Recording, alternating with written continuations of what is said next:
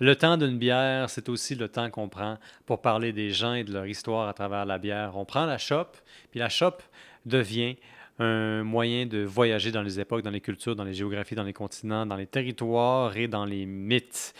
Et de temps en temps, on regarde des mythes plus récents, on regarde des constructions historiques beaucoup plus près de par chez nous, c'est-à-dire à Gatineau, où est-ce qu'on enregistre le podcast, à Gatineau, dans l'Outaouais, au Québec, pour ceux qui ne sont pas au Québec.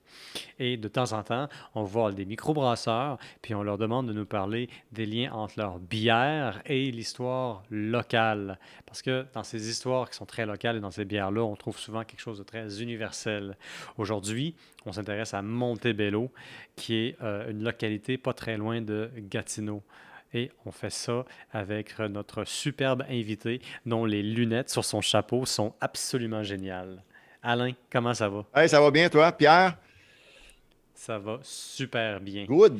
Euh, je voulais que tu nous parles un peu de Montebello aujourd'hui. Tu sais, je me disais, on allait commencer à parler de Montebello parce que vous êtes une microbrasserie basée à Montebello qui est aussi des amateurs de bière. Fait que commençons par le départ. Parle-nous un peu de Montebello.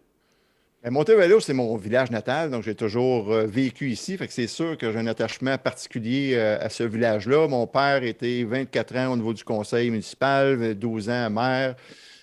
Mon grand-père, Ah, ouais, ok. ouais, mon grand-père, il avait une entreprise ici tout au long de sa vie, Transport La Rivière, qui a été acheté par Guilbeault, puis etc. Donc, c'est sûr que le patrimoine me touche beaucoup de Montebello.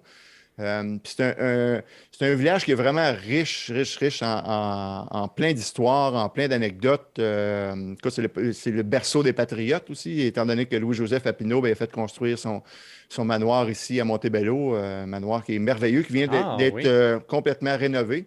D'ailleurs, c'est le fun parce qu'ils ont mis sur le toit, ils ont fait le toit original.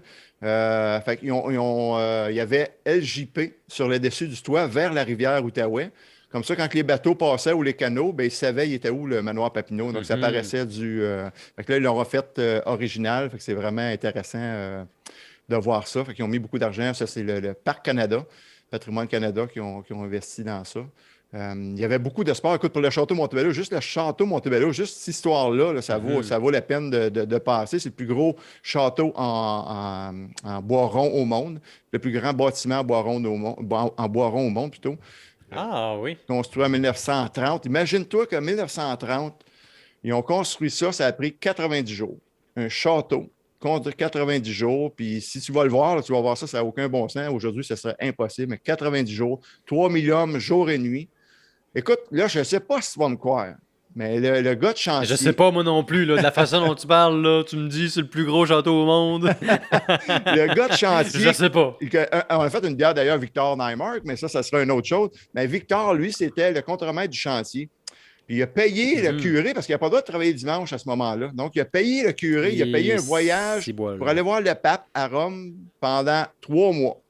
Puis là, lui, il est parti, puis il a dit, ben oui, mais ça verra jamais jour en 3 mois.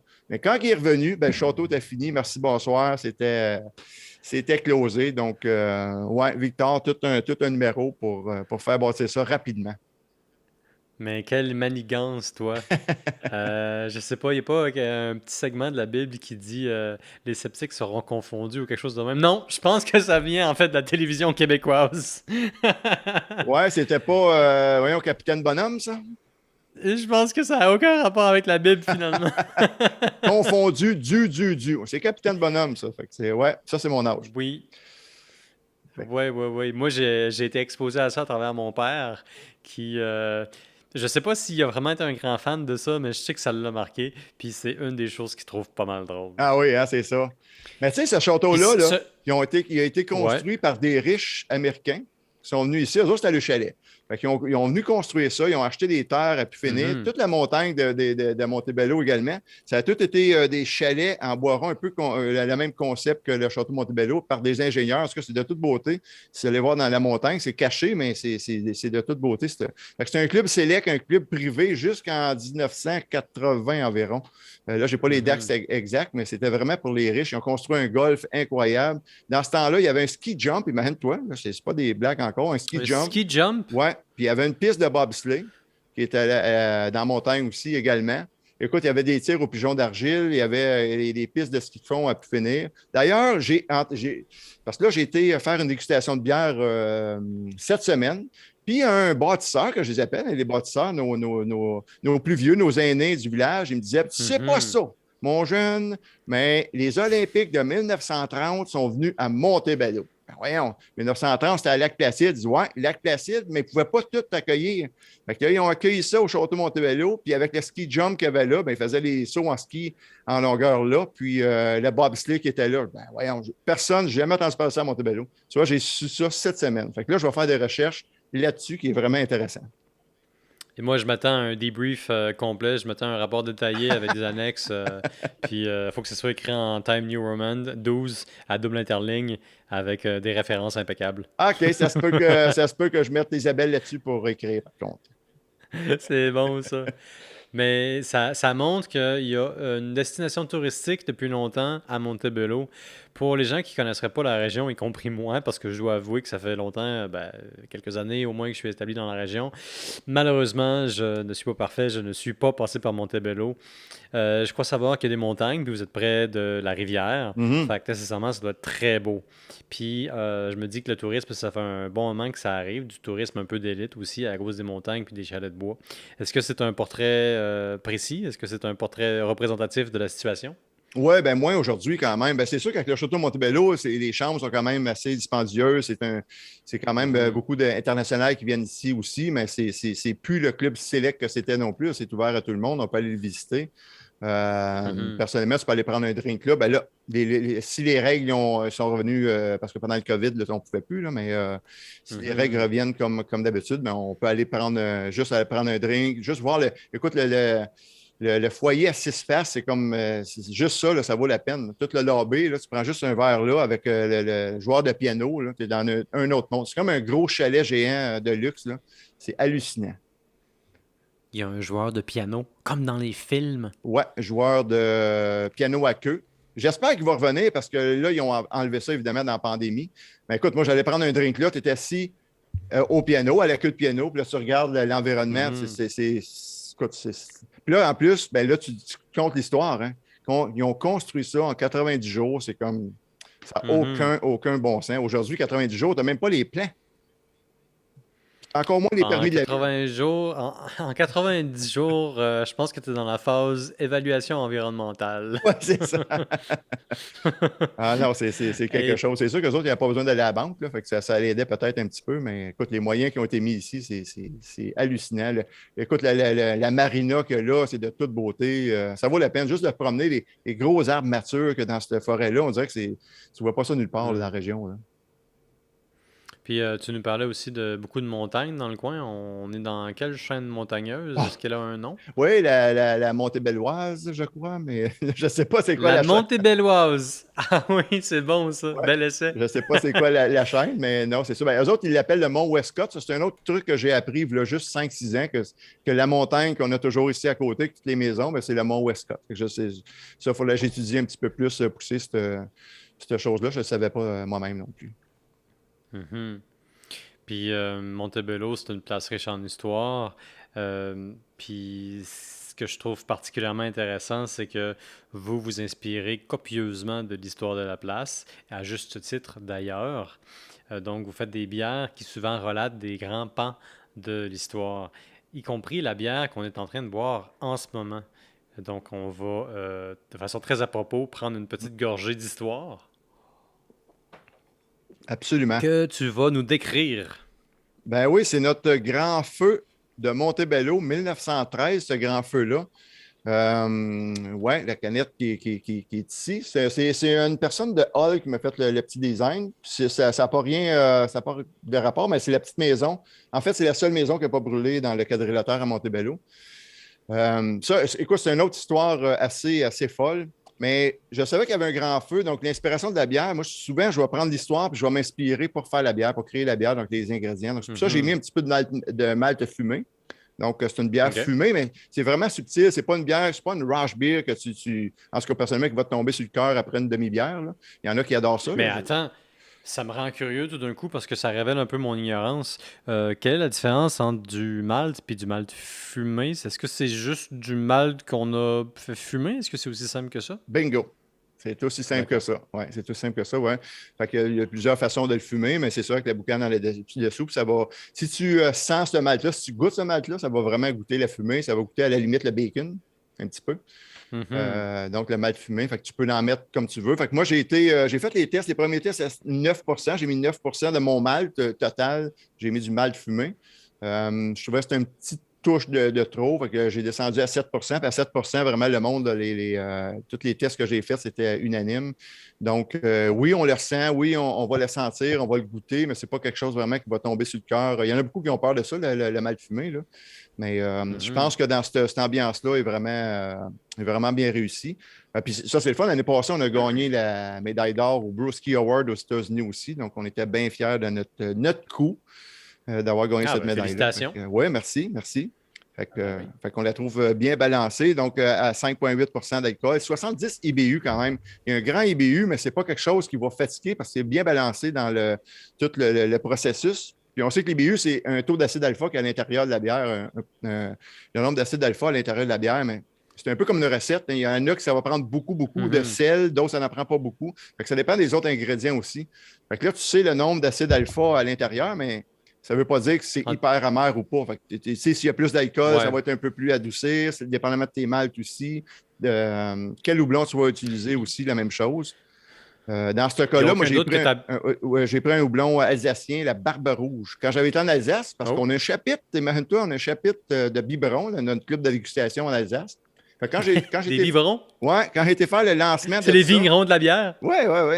Quand j'ai été faire le lancement de ça, de leur chapitre, fait que là, on a visité les houblonnières, puis là, ben, il y avait la Barbe Rouge. Fait que ça m'intriguait, j'ai goûté à ça. Fait que c'est plus le petit fruit rouge que l'IPA, souvent avec le pamplemousse qu'on peut goûter, là. Fait que c'est plus Hmm. subtil sur le fruit rouge. Fait que je trouvais ça intéressant dans cette bière-là qui est vraiment ambrée, là. Fait que c'est comme ça qu'on l'a concocté en partant de l'histoire vers la bière. Je me doutais aussi que pour un incendie, il fallait avoir des trucs fumés. Ben, Est-ce que votre approche pour le malt fumé a rapport avec la fameuse brasserie américaine de Steam Anchor, de Anchor Steam? Je sais pas si tu as entendu parler de ça. C'est une des grandes brasseries en Californie, puis ça fait une bière plus ou moins fumée, mais c'est possible que ça ait absolument aucun rapport, puis que je fasse juste une énorme digression.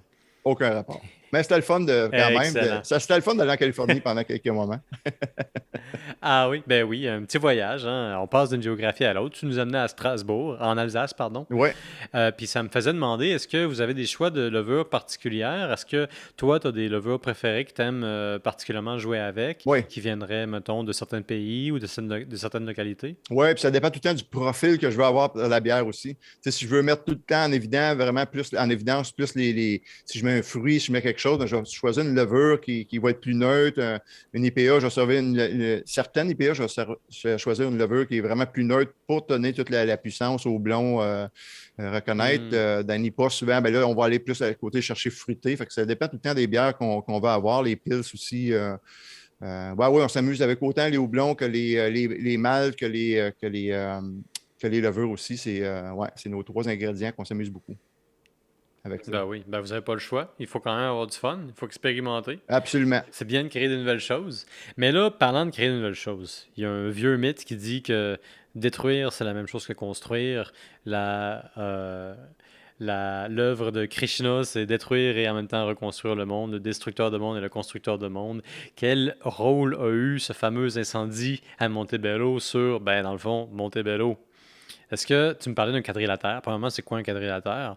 Et puis, ben, je veux dire, d'un point de vue urbain, qu'est-ce que ça représente? Puis, ça ressemblait à quoi après ça, la reconstruction? Est-ce qu'on parle de toute la ville de Montebello qui a été détruite, sauf une maison? Pratiquement, mais je peux te compter comment c'est commencé, par exemple. Oui, c'est bon. Commençons par le début, comme d'habitude. Et voilà. Et voilà. Aujourd'hui, c'est une autre maison que là, c'est la Banque nationale qui est d'ailleurs partie, fait que ça va partir, ça va faire partie du patrimoine, mais il y avait une belle grosse hôtel qu'on appelle l'hôtel Chénier, juste en face de la gare à Montebello. Fait que ceux qui viennent à Montebello, dans le centre, il y a vraiment la gare que mon père a déménagé dans le temps, parce que la gare, le train est fini. Fait qu'il a déménagé ça sur la principale. Ça fait un beau monument en bois rond. Une autre histoire de fou, ça aussi. Je pourrais te conter ça un autre jour. Mais fait que c'est ça, fait que cette belle hôtel-là. Fait que là, tu sais, il y a des affaires qu'on ne peut pas inventer. Parce que si tu l'inventerais, tu disais, ben, hey, tu pousses ta loque. Non, non, non. Fait que là, il y a un monsieur Magou, que lui, il était là, il fumait sa petite cigarette, puis il a jeté ça d'une botte de foin. Puis là, le feu est parti. Il est parti. Puis là, le vent, ben, il était vers de l'ouest vers l'est. Fait que là, il a sauté une rue, puis il était dans ce quadrilatère-là. Puis là, ben, ça a commencé à brûler, c'est un méchant temps. Fait que là, la gang de Montebello se sont dit, pompiers, ça allait bien, mais pas tant que ça. Fait qu'ils disent, on sait qu'est-ce qu'on va faire, on va appeler les pompiers de Ottawa. Ottawa. Fait que là, ça va bien, Ottawa. À ce moment-là, 1913, comment est-ce qu'ils s'en viennent? Ils s'en viennent en train. Pas en... Non, non. Les pompiers s'en viennent en train. En train. Hey, fait que... Ils la mettent où, l'eau? Écoute bien, non, mais ça pressait. Fait que là, ils ont été dans le train. Hey, c'est pas facile, là, à cette époque-là. Puis là, ben, ils sont passés à Tursault. Mais à Tursault, qu'est-ce qui est arrivé? Il y avait un déversement de charbon. Fait que les pompiers débarquent du train, puis ils pèlent tout le charbon, enlèvent ça de la voie ferrée. Tout ça pour retarder la patente. Fait que quand ils sont arrivés à Montebello, c'est sûr qu'il y avait plus que 2 maisons en feu. Là, le feu était pogné comme il faut dans ce quadrilatère-là. Ça, c'est vrai, là. C'est pas une niaiserie que je compte. Vrai comme c'est vrai. Puis après ça, là, le curé du moment, parce que notre église est encore là, une sapristi belle église. Puis là, c'est ce quadrilatère-là. Après ça, c'est l'église. Bien là, lui, il dit, on ne peut pas, le feu, il a sauté d'une rue, fait qu'il va sauter dans l'autre, il s'en va dans l'église. On va sauver l'église. Fait qu'il a demandé à ses paroissiens sur cette rue-là, qui est le Bon Secours, ben, on va faire dynamiter vos maisons. Ça, c'est cool en tabarouette. Pour sauver l'église. Pour sauver l'église. Fait qu'ils ont tous fait dynamiter les maisons de la rue pour faire un pare-feu pour pas que ça traverse à l'église. Pas fou, hein? Pas sûr s'ils demanderaient ça aujourd'hui, par contre, que le monde embarquerait autant là, pour sauver l'église, mais... Moi, j'appelle ça une politique de la terre brûlée. Mais en même temps, dans ce temps-là, une église, c'était littéralement le cœur de la localité, de la municipalité, de la place. Il ne faut pas sous-estimer à quel point l'église avait un rôle très important par rapport à, disons, aujourd'hui. Et là, je ne parle pas juste au point de vue religieux, mais culturel, puis même économique. Je veux dire, c'était quand même un lieu de rencontre. Avant puis après le sermon, il y avait des choses qui se disaient sur le perron de l'église. Ben oui, absolument. Non, c'est sûr, c'est certain. Fait que c'est pour ça aussi qu'ils ont accepté. Aujourd'hui, je ne pense pas que le monde accepterait de la même façon, même si tu as des assurances. Quoique je ne suis pas sûr que si tu as fait sauter, l'assurance va aimer ça. Mais... Ah, ça pourrait peut-être être de la fraude, en fait. mais je pense dans cette époque-là, par contre, tu fais sauter les maisons, mais tout le monde, la communauté se met derrière, puis on reconstruit la maison, puis on part comme ça. Ouais. C'est plus le même. En tout cas, c'était vraiment un sentiment de tout le monde ensemble. Là. Il y avait beaucoup de compagnies d'assurance qui, en réalité, étaient des mutuelles, des coops, c'est-à-dire des petits organismes très locaux dont le but, c'était vraiment d'éviter le plus possible de pertes, c'est-à-dire moins des compagnies dont le but est de faire du profit en fonction d'un service X. Fait que beaucoup de petites places qui se mettaient ensemble pour créer des sociétés d'assurance pour minimiser les pertes. Puis souvent, c'était des municipalités ou c'était des petites entreprises qui se mettaient ensemble. Fait que là, il y a l'Église qu'on sauve Oui. en dynamitant les maisons des paroissiens avec leur consentement, bien évidemment. Ouais. Mais tout n'est pas détruit, si je comprends bien. Non, mais quand même un bon quadrilatère. Là, c'est 28 maisons. Ensuite, le feu, il a sauté évidemment de l'autre côté. Il n'a pas été dans l'église, mais juste un peu plus loin. Puis là, c'est le couvent des Sœurs Grises. Donc, ça a passé dans le droit. Si on voit le droit de 1913, ça a passé à l'intérieur de ça. Donc, le couvent est tout complètement brûlé. Donc, ça a vraiment saccagé. Mais tout ce quadrilatère-là, la petite maison que sur la canette, ben c'est ça. C'était le curé qui était à la retraite, l'abbé Prieur. L'abbé Prieur, ben lui, il a sorti son eau bénite, puis ben, il badigeonnait sa maison, évidemment, pour sauver l'eau, sauver la maison du feu. Puis il a réussi. Fait que lui, il a dit que c'est le bon Dieu qui l'avait aidé. Je ne suis pas sûr si c'est les vents, en tout cas, ils ont changé de bord, mais et on va donner la chance au bon Dieu qui a sauvé la maison en badigeonnant d'eau bénite. Puis cette petite maison ben, est encore là. Fait que tout le quadrilatère, tout reconstruit, mais la petite maison, ben, une petite affiche. Si tu te promènes en avant, ben, ça compte un peu l'histoire de cette maison-là, de l'abbé Prieur. Puis il y a une madame qui me dit, qui reste là, il faut falloir que j'aille voir, mais selon elle, elle aurait encore un petit flocon d'eau bénite dans la maison. Ah, il faut la garder, cette eau bénite-là, parce qu'apparemment que ça fait des miracles, là. Si tu es capable de détruire un incendie avec ça, tu as intérêt à trouver la recette de cette eau bénite-là le plus tôt possible. Absolument. Ouais, ouais, ouais. Fait que je vais mettre quelqu'un là-dessus encore, un autre projet pour Ouais. aller sauver l'eau bénite pour pas qu'elle se perde d'un autre déménagement. Ben, le mieux, en fait, c'est d'en faire une recette de bière pour contrer les incendies de maux d'estomac. Moi, je suis plein d'idées. Ils sont pas toujours efficaces ou bonnes, ou même pertinentes, mais j'ai quand même beaucoup d'idées comme ça. Ouais, moi, je vais la prendre dans le fond de ma main, là, puis C'est ça, oui, que tu vas t'empresser de laver avec du savon le plus tôt possible. ah, je sais pas, on va voir si ça tient le temps. Ben, c'est ça, oui. Ou le temps d'une bière. Mhm. Je pouvais pas m'empêcher de faire le jeu de mots. Fait que là, il y a l'abbé Prieur qui, je trouve ça drôle parce qu'il était à la retraite, mais tu sais, il conserve quand même son lot d'eau bénite, là, Ben oui, évidemment. écoute, Et puis là, écoute. il va badigeonner, comme tu as dit, les murs de sa maison. Et puis tout d'un coup, la maison va résister à l'incendie. Et puis, le lendemain de l'incendie, là, ça doit avoir été une dévastation assez intense. Je veux dire, ça doit avoir jeté pas mal de monde à la rue. Ça doit avoir été des mois extrêmement difficiles pour Montebello Oui, après ça. il parlait d'une quarantaine de familles, donc c'est sûr que toute la communauté, après ça, s'est relevé les bras, puis ils ont tout reconstruit, mais c'est sûr que c'est un moment difficile. Quand ben, tu vois ce quadrilatère-là, il y en a souvent qui me demandent ah, cette maison-là de la vieille, ben, c'est sûr qu'elle n'est pas plus vieille que 1913 parce que ça a brûlé. Hmm. Puis la première qu'ils ont reconstruit, il y avait un médecin qui était là, ben, c'est la première qu'ils ont reconstruit, donc la maison du médecin pour évidemment des bonnes raisons pour aller se faire soigner si on avait besoin. Comme par exemple les grands brûlés ou les moyens brûlés ou les un peu brûlés ou les gens qui sont brûlés d'avoir travaillé pour avoir dépelleté tout ce qui avait été perdu dans les décombres. Ouais, c'est ça. Puis j'ai juste j'ai trouvé deux photos de cette époque-là. Fait que j'aimerais ça en trouver d'autres, là, mais on voit à un moment donné vraiment que le feu commence. Fait que tu vois vraiment dans les petites boucanes dans le haut, là, le monde commence à courir.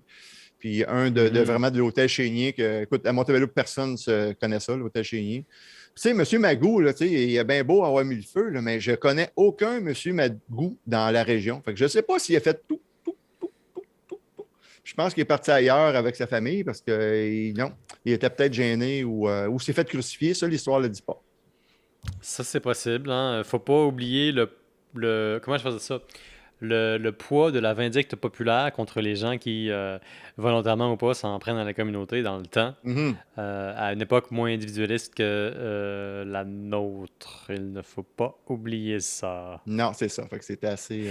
Mais il faut dire que le nom de ce petit monsieur, c'était Magou. Ouais. Puis moi, quand tu dis Magou, mon imagination très fertile s'active. Puis je me dis, je me mets en phase autocorrecte, donc je complète le mot et je me dis, Monsieur Magouille, c'est une magouille, c'est une conspiration. Je te dis, moi, ça t'est fait avec l'aide du fantôme d'Isolda. Là, je te voyais venir Je te l'ai avec dit. une bagouille, Je ouais. sais, hein, je me sens prévisible, malheureusement, ce qui n'est pas à mon honneur. Mais c'est parce qu'on a fait un autre épisode dans lequel on a parlé du fameux fantôme d'Isolda qui aurait eu un lien assez fort avec l'éducation de Henri Bourassa qui a fondé le journal du Devoir. Comme preuve de quoi tout est dans tout, n'est-ce pas? Et voilà, ouais. Fait que, mais conspirationniste, c'est un petit peu des brosseurs, mais écoute, c'est pour le bien de la cause qu'on fait tout ce remue-ménage-là. Mhm, c'est ça, oui, on va continuer à se dire ça. Mhm.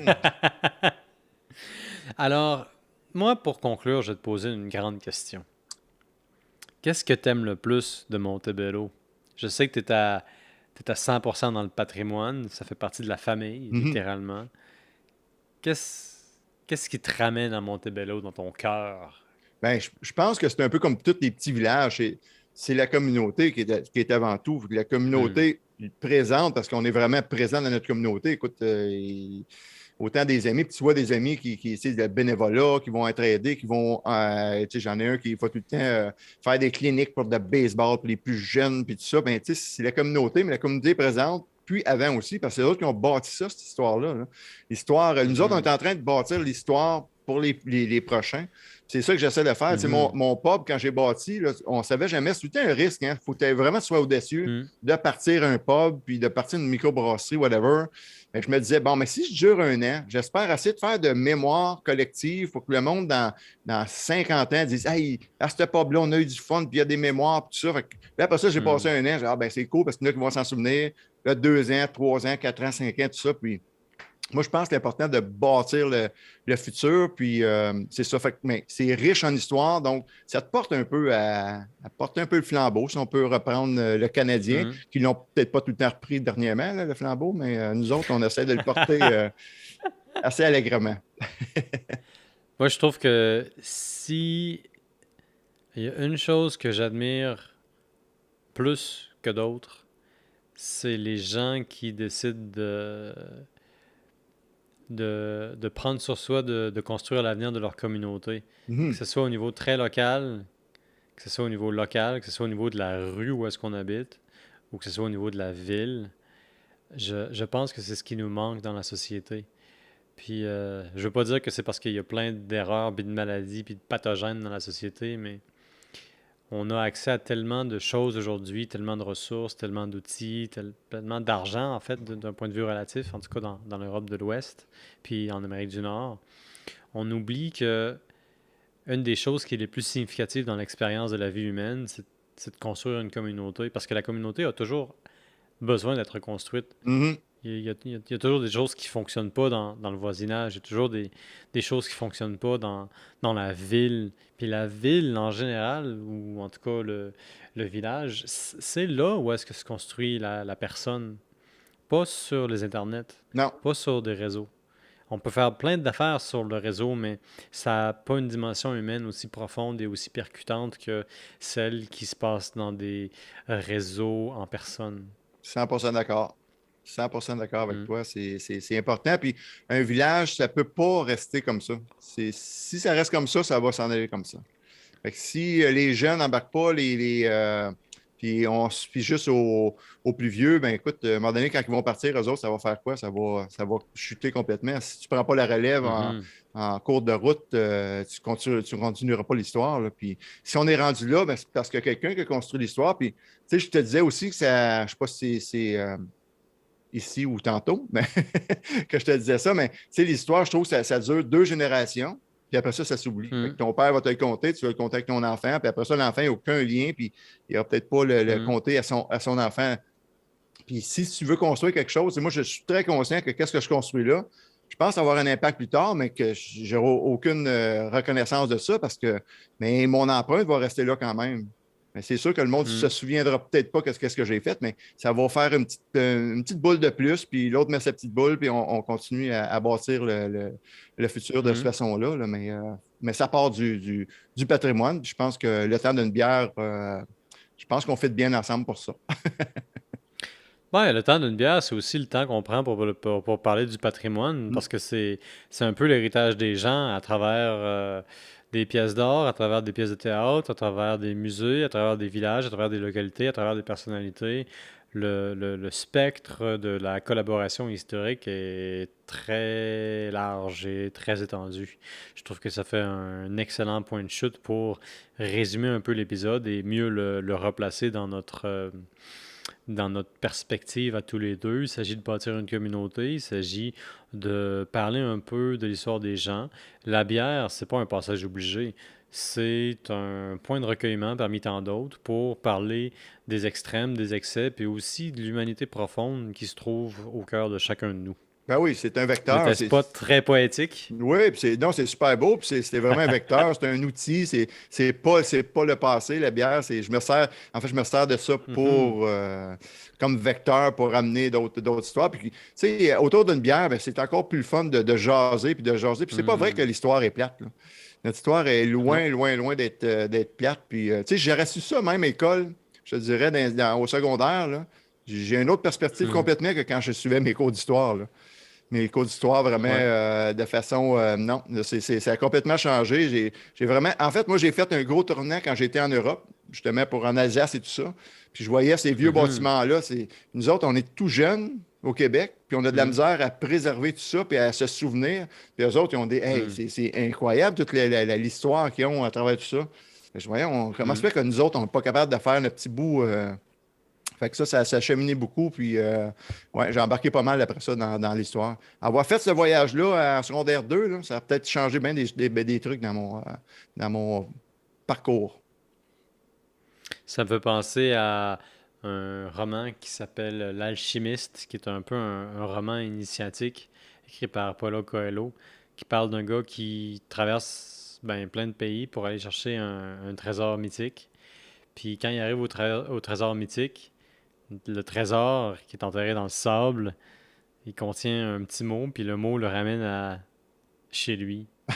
Puis, tu sais, c'est ce qu'il y a de plus révélatoire, on dirait, dans un voyage à l'extérieur, c'est sa capacité à te ramener à toi-même. Mhm. C'est comment l'adversité puis l'inconnu te montrent qu'est-ce qui est vraiment essentiel puis qu'est-ce qui est vraiment profondément enterré chez toi. Wow! Ouais, absolument. Quelle dérape philosophique intense et pourtant si pertinente. Il y a beaucoup de choses qui ont été dites là-dessus sur la transmission de savoir, sur la préservation d'une communauté. Et tout ça, Alain, virgule, le temps d'une bière. Je te lève mon verre. Ben, moi Puis aussi. je te dis, d'abord Proust, comme on dit en allemand. Sgelt, comme Et on puis dit ensuite, en alsacien. ça marche aussi. Merci beaucoup d'avoir été avec nous et de nous avoir partagé ta passion.